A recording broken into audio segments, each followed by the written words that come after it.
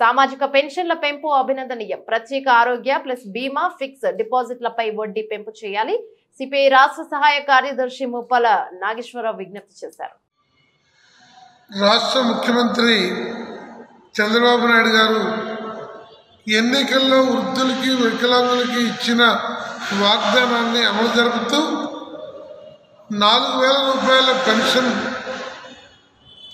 వృద్ధులకి వితంతువులకి తదితర వర్గాలకి, 6,000 రూపాయల పెన్షన్ వికలాంగులకి, తలసేమియా లాంటి వ్యాధిగ్రస్తులకు 10,000 రూపాయలు, పూర్తి అంధత్వము అంగవైకల్యం ఉన్నవారికి 15,000 రూపాయల చొప్పున రేపు అమలు జరపనుండటం ఎంతైనా హర్షణీయం, అభినందనీయం.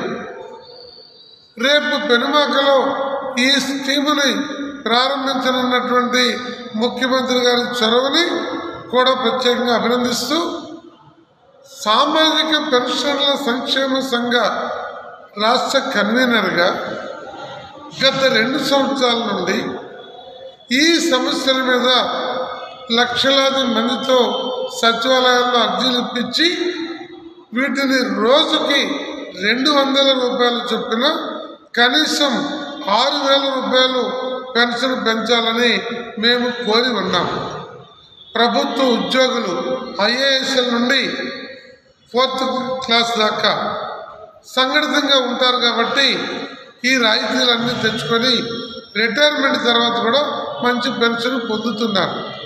కానీ భవన నిర్మాణ కార్మికులు, ముఠా కార్మికుడు, రైతులు, వ్యవసాయ కూలీలు, దళితులు, చేతి వృత్తుల వారు, ఈ ఉత్పత్తి శక్తులు ఎవరైతే ఉన్నారో అధిక సంఖ్యలో, గణనీయమైన సంఖ్యలో వారికి 200 ఇచ్చి పండుగ చేసుకోండి, 2,000 ఇచ్చి పండుగ చేసుకోండి అంటే అది ఏది కాదు. పెరిగిన ధరలను దృష్టిలో పెట్టుకొని 6,000 చేయాలని మేము కోరున్నాం. అయినా రాష్ట్ర ప్రభుత్వం 4,000కి అంగీకరించింది. అంతవరకు సంతోషం. ఈ సందర్భంగా ఈ పెన్షనర్లకి ప్రత్యేక ఆరోగ్య బీమా సదుపాయం కల్పించాలని, వృద్ధులు బ్యాంకుల్లో చేసి దాచుకున్న డిపాజిట్ల మీద వడ్డీ రేట్లు తగ్గించారు. దాన్ని తగు రీతిలో పెంపుదల చేసి ఒక సెక్యూరిటీని వాళ్ళకి కల్పించాలని, అలాగే భార్యాభర్త ఇద్దరూ కూడా పెన్షన్ అర్హత వయసు వచ్చినప్పుడు, వారు పేదవారు అయినప్పుడు వారి ఇరువురికి కూడా పెన్షన్ ఇవ్వాలి.